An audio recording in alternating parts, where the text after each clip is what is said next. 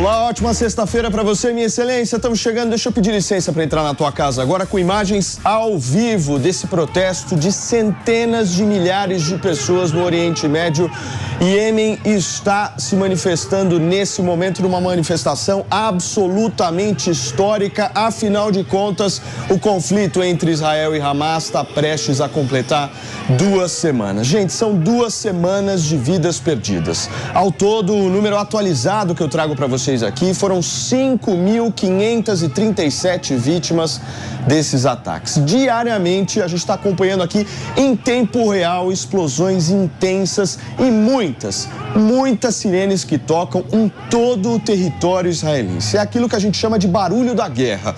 A ajuda humanitária está prevista para entrar na faixa de Gaza nesta sexta-feira.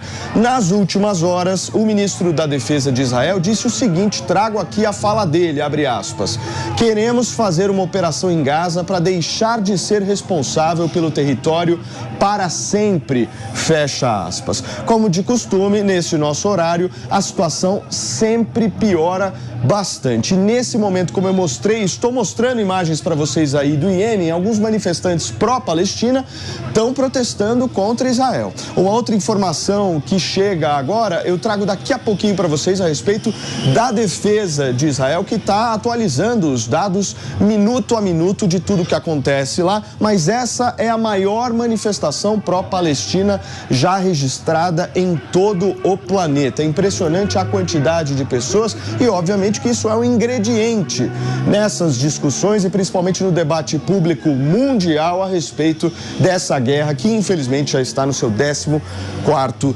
dia. A gente está com um time aqui repleto de especialistas de primeiríssima qualidade para a gente poder junto entender, eu, você e todos eles, o que está acontecendo lá. Fabrício Naitsky, Mano Ferreira, Felipe Monteiro, Nelsinho Kobayashi, Alexandre Ostroviec e o nosso queridíssimo James Akel já estão preparadíssimos por aqui. Turma, Nelsinho, bem-vindo de volta, querido. Prazer. Começo com você hoje. Como é que você está vendo essa manifestação? Eu estou vendo essa manifestação como um sinal de que a coisa está saindo do contexto apenas de Israel e do Hamas e da faixa de Gaza. Ali em volta, a coisa também já está gerando muitas opiniões e, neste caso, muita gente não se imaginava uma manifestação com tanta gente pró-Palestina como nessas imagens que nós estamos vendo.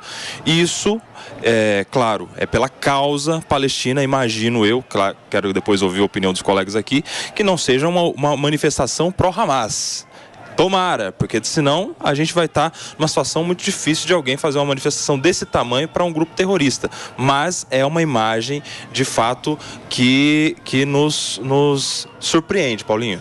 Agora, Israel dá uma indicativa, né, mano, de que não vai ficar com o território, mas ao mesmo tempo também não fala quem vai ficar, né? Exato, mas primeiro, bom dia. Essa é uma pergunta que ninguém sabe responder, né? Porque um dos aspectos de complexidade desse conflito é que há uma crise de governança na Palestina, né? No sentido de que o Hamas deu um golpe na autoridade palestina em 2006, desde então não houve mais eleição, se trata de um regime autoritário e que, por definição, tem uma crise de legitimidade, né?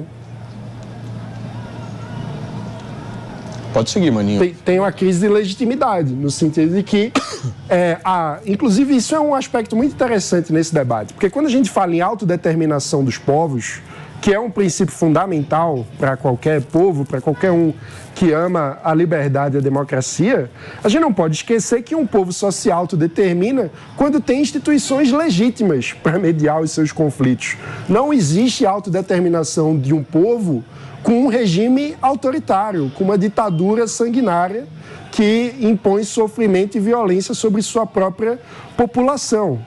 Então, esse é o contexto que dificulta a criação do Estado palestino. Então, que é uma causa legítima e importante, mas que, para se viabilizar, precisa responder essa questão, como construir instituição legítima. À esquerda a gente estava com imagens aí de uma manifestação na Cisjordânia, né? E a direita no Iêmen. Traduz ela pra gente. Exatamente, Paulo. A manifestação na capital Ramallah, na Cisjordânia, que a gente já tinha observado aqui imagens ontem mesmo também de protestos na Cisjordânia, violentos.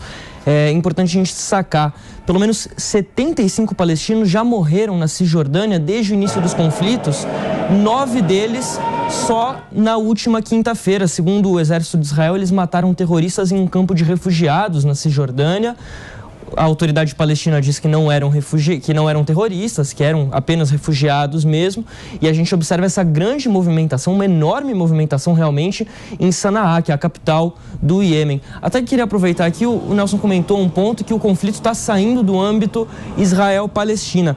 Agora há pouco saiu um comunicado do Kremlin criticando a fala do presidente Joe Biden ontem, que ele comparou o Hamas com o Vladimir Putin. O Biden disse o seguinte, Exatamente, eu abro aspas aqui para ele: nós não podemos e não deixaremos terroristas como Hamas e tiranos como Putin vencerem. E aí o porta-voz do Kremlin acabou de soltar esse comunicado aqui, falando que não aceitam esse tom relacionado à Rússia. Então, uma prova aí de que esse conflito realmente está saindo desse âmbito. Que bela gravata, Fabricião. Coloca na tela o Fabrício de novo, Mari. No meio de tanta notícia ruim, Fabricião, arrebentando no look aqui no Morning Show. Seja muito bem-vindo. Pepe, vamos falar um pouquinho sobre essa história aí do Iêmen, meu amigo, porque é uma manifestação forte, hein? Eu não tinha visto nada parecido. Paulinho, é uma manifestação forte, não é? E concordo com o Nelsinho, né? É uma demonstração de que esse conflito está se regionalizando, né? É bom lembrar que os Estados Unidos fez um comunicado ontem dizendo que conseguiu interceptar um míssil que saiu do Iêmen, não é? Ninguém sabe, por exemplo, se foi quem estava por trás desse míssil, mas sabe que o míssil saiu do Iêmen indo para Israel, né? E foi interceptado pelo porta-aviões ali dos Estados Unidos. E tem um ponto interessante também para eu queria colocar, que você vê, por exemplo, que realmente o conflito também está saindo da faixa de Gaza. A Cisjordânia, por exemplo, você vê várias incursões, né, de Israel na Cisjordânia. Você percebe também várias manifestações, além de Iêmen, na Cisjordânia, em prol da Palestina. Ou seja, esse conflito realmente está indo por um caminho que a gente não sabe aonde vai parar, não é? E ontem também, pela primeira vez, bases militares dos Estados Unidos, tanto no Iraque quanto na Síria, foram atacadas. E ao que tudo indica, por drones do Islã, do Irã, né?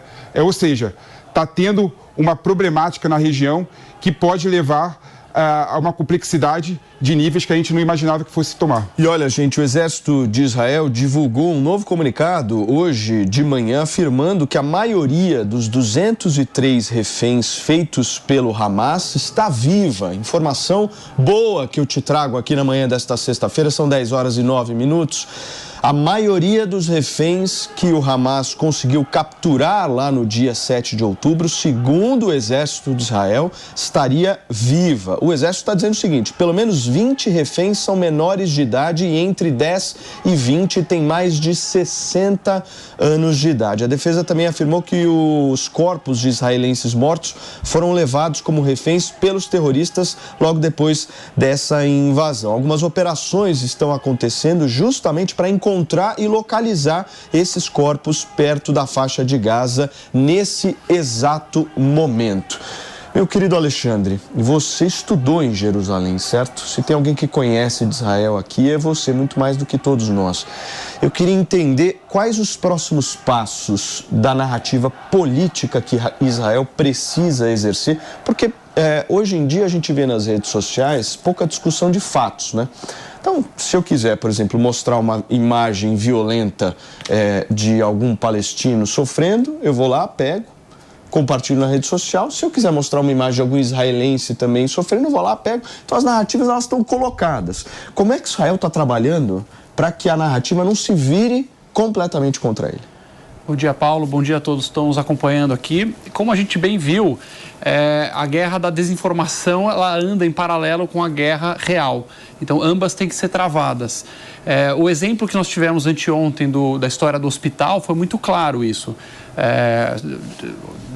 De repente, um míssil explode no estacionamento do hospital, os grupos terroristas encontram uma oportunidade de mentir descaradamente, já soltam uma notícia falsa de que teria sido um ataque de Israel. E aí que teriam morrido 500 pessoas e não demorou um minuto para uma parte da mídia comprar imediatamente a versão dos terroristas. Então, quer dizer, o terrorista que ele não tem nenhum problema em sequestrar idoso, em sequestrar criança, em matar a mulher grávida, arrebentar a barriga dela e matar o bebê. Esses terroristas que não tem um problema em fazer isso, soltam imediatamente uma notícia em um minuto, uma boa parte da mídia, felizmente a Jovem Pan não está inclusa nisso, porque ela averigou os fatos melhor, e já o mundo inteiro compra essa notícia falsa. Passam algumas poucas horas, vêm as evidências, que na verdade foi um próprio grupo terrorista, a Jihad Islâmica, solta um míssil, ele deve estar com defeito, como muitos outros mísseis com defeito, cai no estacionamento, mata alguns palestinos, nem de longe os 500, mas você já vê lá nos jornais as manchetes. Então, isso tem todo um contexto de tentar demonizar Israel e aumentar a pressão internacional para que Israel pare uma atividade que ele vai ter que fazer em algum momento, porque senão vai continuar tomando míssil na cabeça.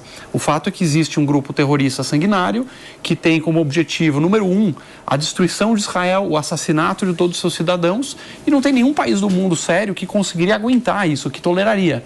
Israel agora vai ser obrigado a contragosto, porque Israel saiu da faixa de Gaza, lembrando, né? Há quase 20 anos, Israel sai da faixa de Gaza unilateralmente, entrega cada centímetro da faixa de Gaza para os palestinos e fala, olha, está aqui o território, 100%, não tem nenhum judeu aqui, não tem nenhum soldado de Israel, construa um país. Boa sorte, vamos fazer um país aqui em segurança próximo a Israel.